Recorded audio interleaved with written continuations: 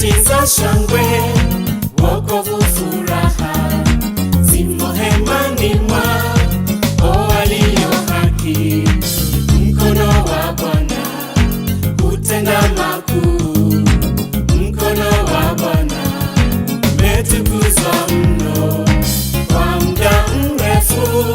Our viewers, at this moment I want to thank God so much because of giving us yet another opportunity that we are going to hear His word. When you hear the word of God, it changes your life, and I know that this moment, it is a moment that you are going to change in your life. I want to thank God so much because of His message, and I want to speak to your heart on this message, overcoming the spirit of opposition. I want you to know that anytime you are advancing, there must be some kind of opposition. The physicists teach that without friction, there is no movement. And that means we need to go through some friction, some opposition, to go to the place where God is leading us. But then we need to know how to overcome that. And I know that tonight you might be going through some opposition. And I know that tonight God is going to speak into your life. And you will never be the same again. You will overcome every kind of opposition that you are facing. Just sit back and just listen to this word. It is going to change you in Jesus' name. Overcoming the spirit of opposition. Kuweza kushindana na roho ya upinzani. Overcoming the spirit of opposition. Kushinda roho wa upinzani. Because every time, maana kila wakati, as believers, kama waumini, we will be opposed. Tutaweza kupata upinzani. Number one, jambo la kwanza, the devil is the opposition leader in the life of a believer. Shetani ndiye kiongozi mkuu wa upinzani maishani mwa mwaminio. The devil is the opposition leader in every family. Shetani ndiye mpinzani mkuu katika kila jamii. The devil is the opposition leader in every community.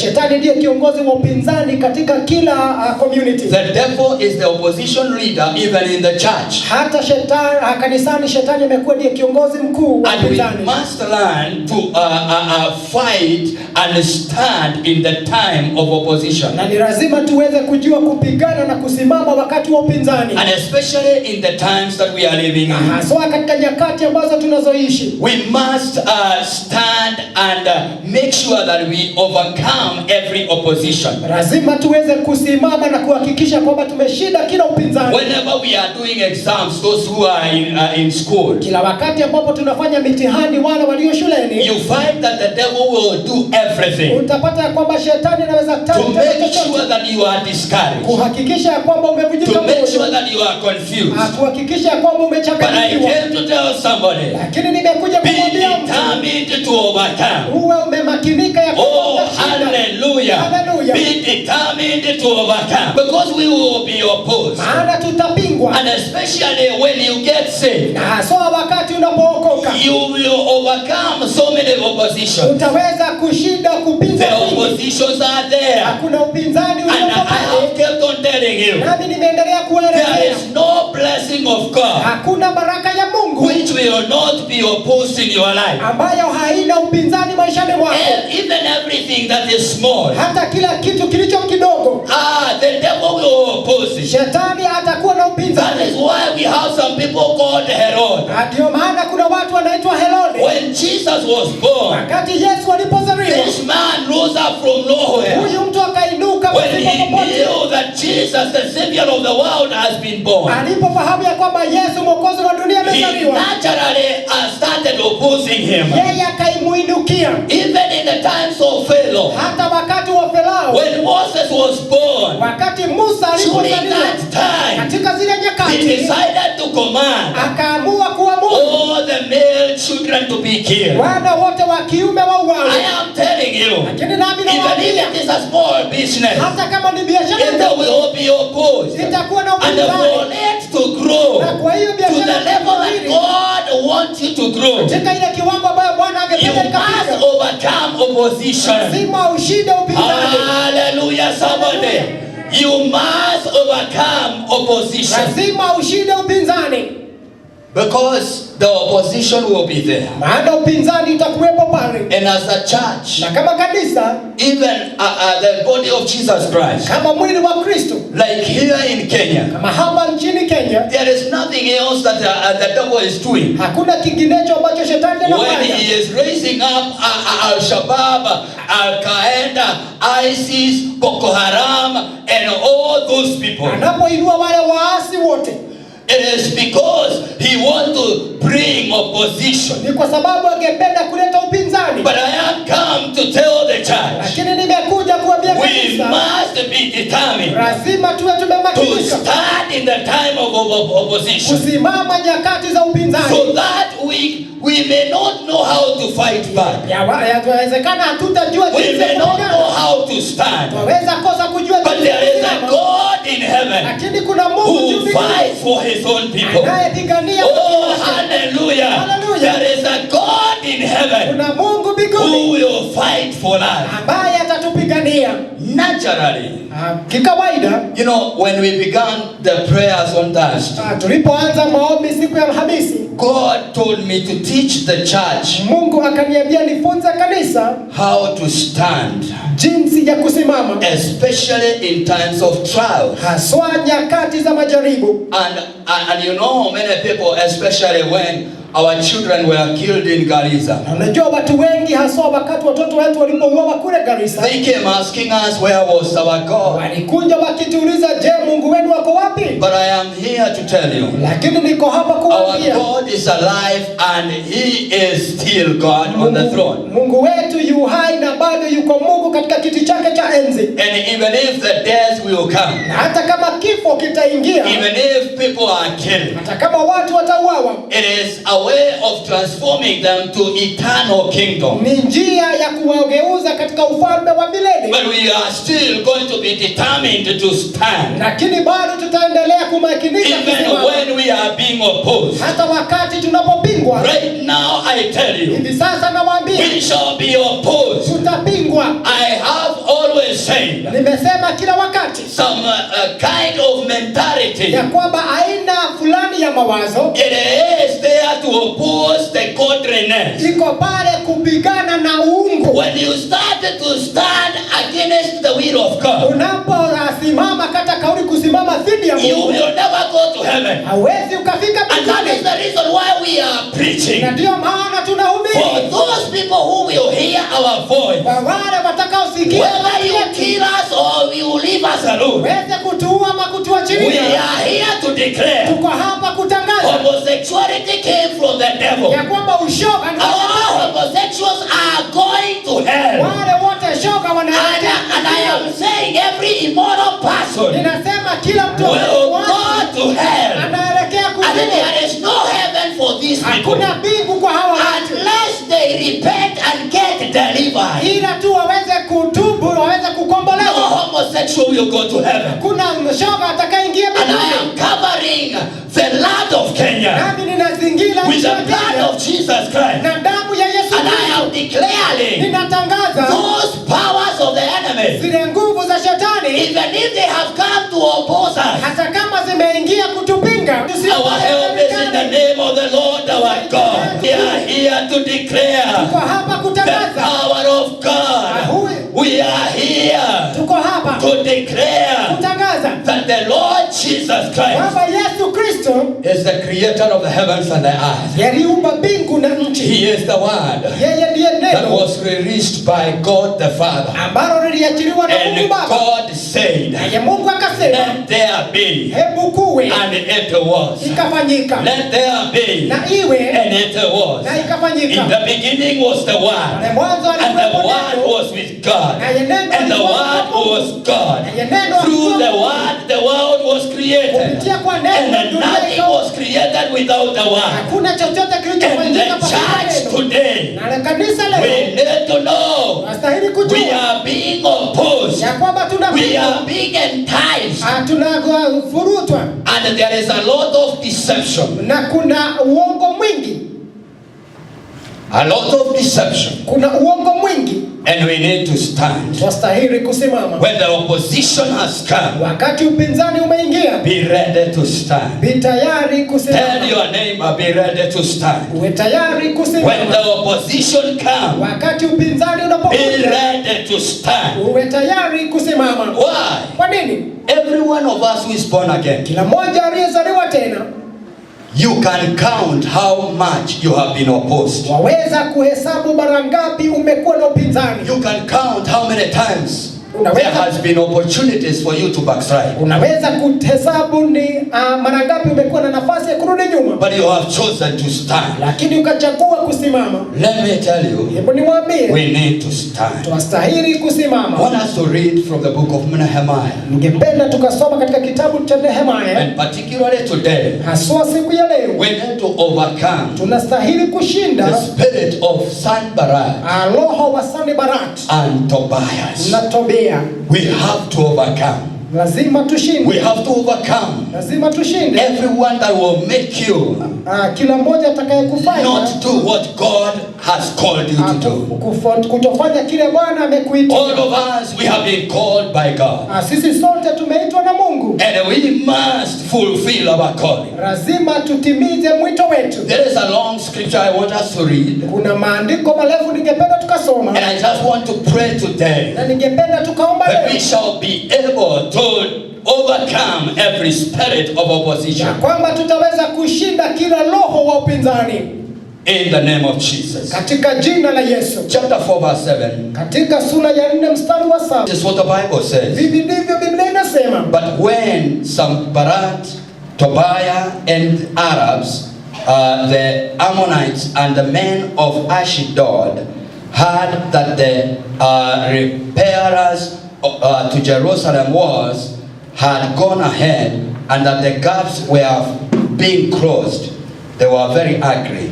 Lakini ikawa Sanbalati na Tobia na Waarabu na Waamoni na Washdodi waliposikia ya kuwa kazi ya kuzitengeneza kuta za Yerusalemu inaendelea na ya kuwa mahali palipobomoka panaanza kuzibwa, basi wakadhagabika mno.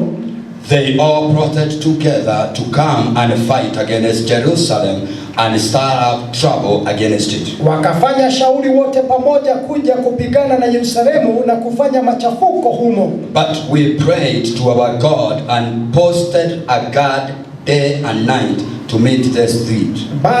Bali sisi tulimwomba dua Mungu wetu na tukaweka walinzi mchana na usiku. Meanwhile, the people in Judah said, wakasema Yuda, the strength of the laborers is giving out, and there is so much rumble that we cannot rebuild the wall. Nguvu zao wachukuao mizigo zimedhoofika na kifusi tele zipo, tusiweze kujenga ukuta. Also our enemies said, nao adui zetu wakasema, they knew, before they know it or see us, we will be right there among them and will kill them and put an end to the work. Adui zetu wakasema hawatajua wala kuona hata tutakapokuja kati yao na kuwaua na kuikomesha kazi hiyo. Then the Jews who lived near them came and told us 10 times over, wherever you turn, they will attack us. Kisha ikawa Wayahudi walipokuja, wale waliokaa karibu nao wakatuambia mara 10, kutoka kila mahali mtakaporejea watatushambulia. Therefore I stationed some of the people behind the lowest points of the wall at the exposed places, posting them by families with their swords spears, and bows. Basi nikaweka watu mahali pa chini pa nafasi iliyokuwa nyuma ya ukuta, mahali palipokuwa wazi kwa kadri ya jamaa zao, nikaweka wenye panga zao na mikuki na pinde zao. After I looked things over, I stood up and said to the nobles, the officials, and the rest of the people, don't be afraid of them. Remember the Lord, who is great and awesome, and fight for your brothers, your sons and your daughters, your wives and your homes. Nikatazama, nikaondoka, nikawaambia wakuu na mashehe na watu wengine waliobaki, msiwaogopi. Kumbukeni Bwana aliye mkuu wenye kuogofya, mkawapiganie ndugu zenu na wana wenu na binti zenu na wake zenu na nyumba zenu. When our enemies heard that we were aware of their plot and that God had frustrated us, we all returned to the wall, each to his own work. Kisha ikawa adui zetu waliposikia ya kuwa tumekwisha kupata habari na ya kuwa Mungu amelibatilisha shauri lao, ndipo sisi sote tukarudi ukutani, kila mtu kwa kazi yake. We finish with verse 16. Malizie kwa mstari wa 16. From that day on, half of my men did the work, while the other half were equipped with spears, shields, bows, and armor. The officers posted themselves behind all the people of Judah. Ikawa atokea wakati huo, nusu ya watumishi wangu waliotumika katika kazi hiyo na nusu wakaishika mikuki na ngao na pinde na dari, na maakida walikuwa nyuma ya nyumba yote ya Yuda. I want us to think about Nehemiah.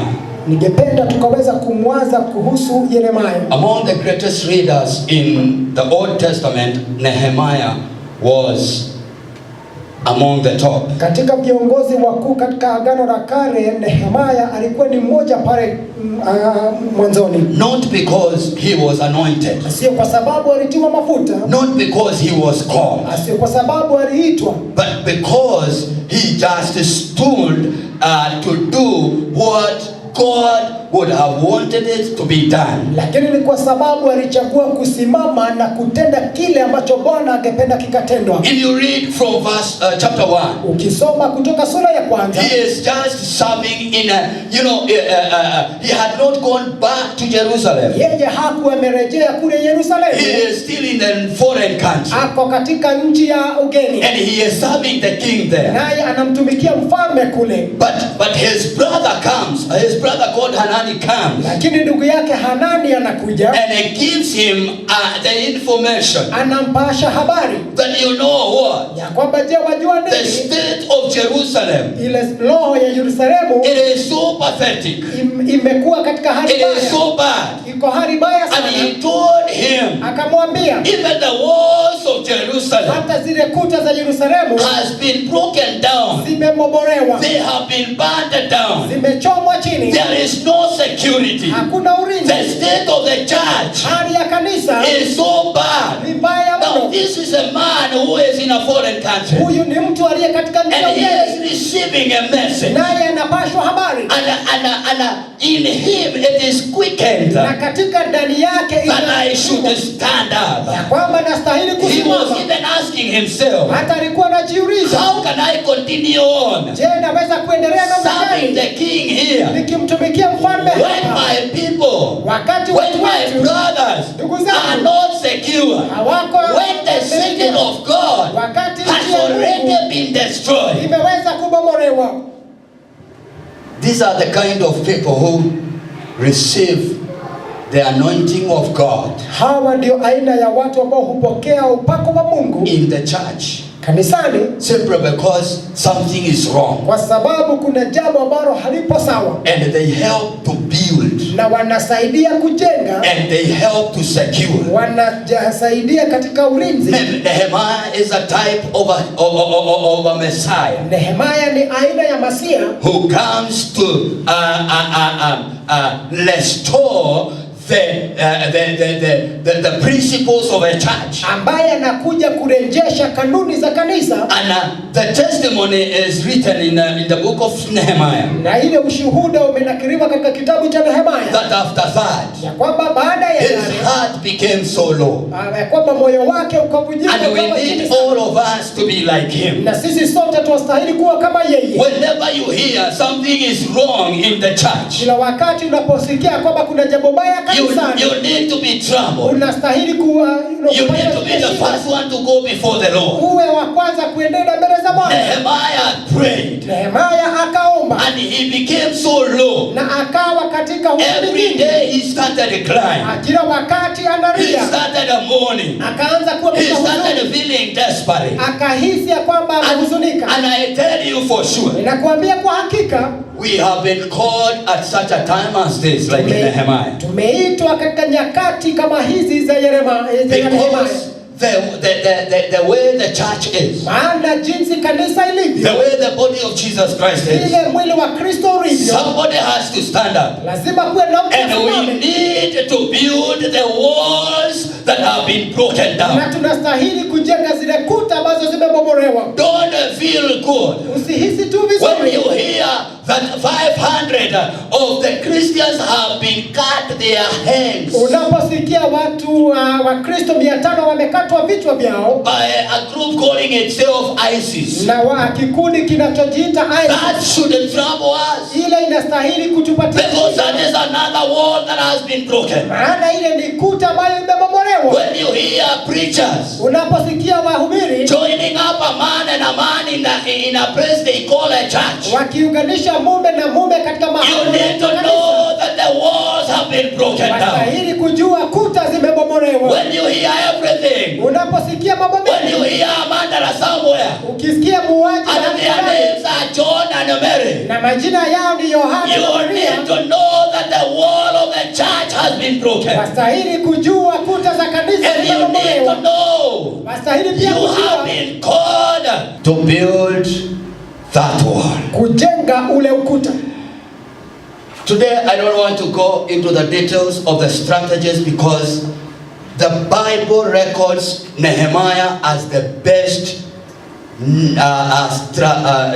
organizer. Sitaki kuingia katika undani wa zile mikakati, maana Biblia inamnukuu Nehemia kuwa kiongozi mkuu, Because he went to the king, maana alienda kwa mfalme, and the king looked at him. naye mfalme He akamtazama, saw how down he was. akaona jinsi alivyokuwa na And when huzuni. he inquired, Alipoulizia, the king supported Nehemiah mfalme akamunga mkono Nehemia, and even wrote the letter hata akaandika barua to make sure that wall has been rebuilt. kuhakikisha kwamba ule ukuta umejengwa. And when Nehemiah went Na wakati Nehemia and alipoenda started a building and called everybody and started everybody so that they can know that this is not what the church should have been. alipoenda na kuwaita na kuwakoroga wote ili waweze kujua hii sio hali ya kanisa inavyostahili.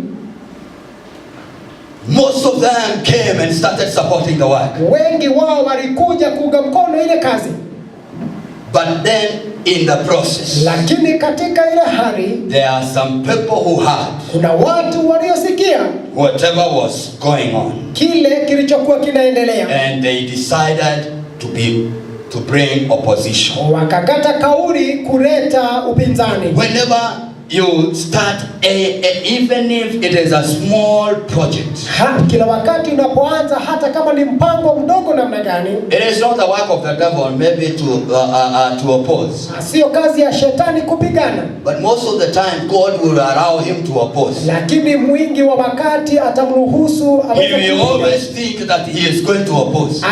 anafikiria tu ataweza kuleta upinzani. Even like when we have started the prayers, Hata wakati kama sasa tumeanza maombi, when you get even determined that you are going to pray for 21 days, wakati umekata shauri ya kwamba utaomba siku 21, there is a time your friend who has never bought you anything, that is the time they come and they tell you, let me, and they don't look like they are opposing you, they are helping you in a different way. Pale ndipo wale marafiki ambao hawajawahi kukusaidia watakuja, sio kufanya ubaya, bali watakununulia nyama choma ili uweze kushiba.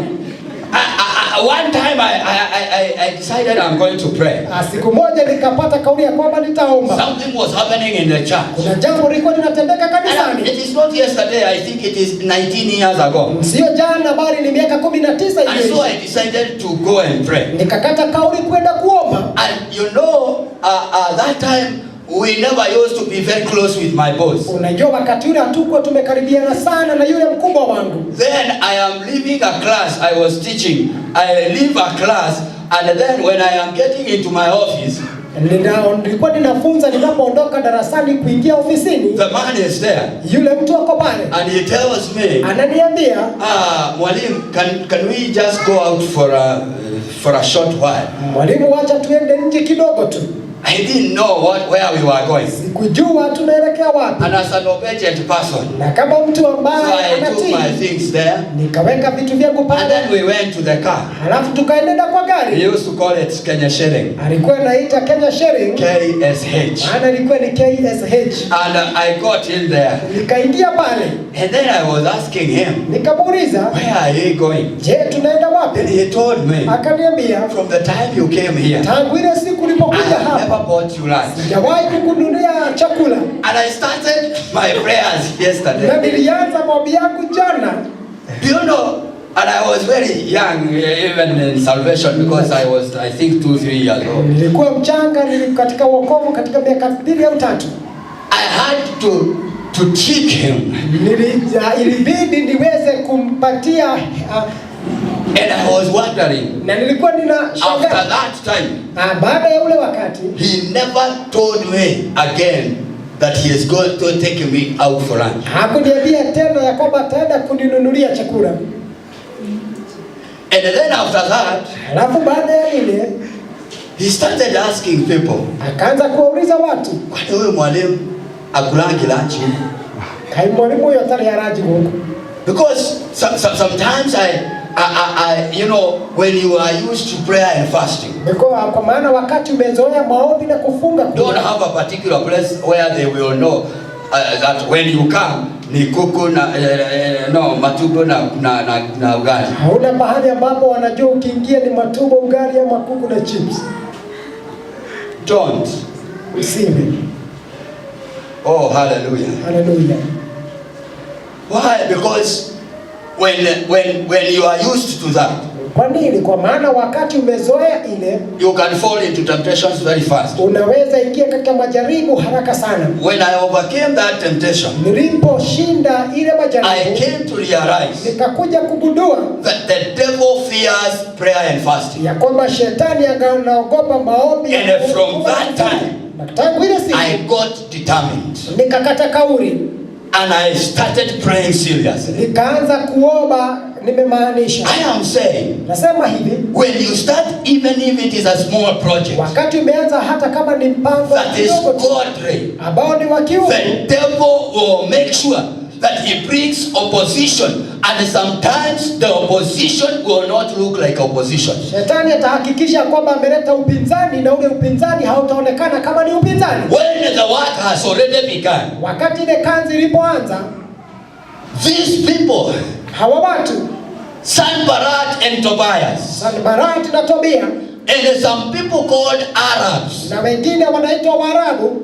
Listen to me. Nisikilize. They were the first ones. Walikuwa ndio wa kwanza. They have not begun today. Hawajaanza leo. We are talking about many years ago. Tunanena kuhusu miaka mingi. And these people, they opposed Nehemiah. Hawa watu wakampiga Nehemiah. And even if you are being opposed even today, hata kama unapigwa hata siku ya leo, the Bible says, Biblia inasema, Sanballat and Tobias, na Tobia, the Arabs, Waarabu, the Ammonites, Waamoni, the men of Ashur, Washdodi, had the repairs to Jerusalem wall had gone ahead. Waliposikia kuwa kazi ya kuitengeneza kuta za Yerusalemu inaendelea. And they sat down. Wakaketi pamoja. And they started, planning to stop the work. Wakaanza kufanya mpango wa kusimamisha ile kazi. Hallelujah. Hallelujah. I have good news to the church today. Niko na habari njema kwa kanisa siku ya leo. Whatever you have started to do, kile ambacho umekianza kukifanya, don't stop it.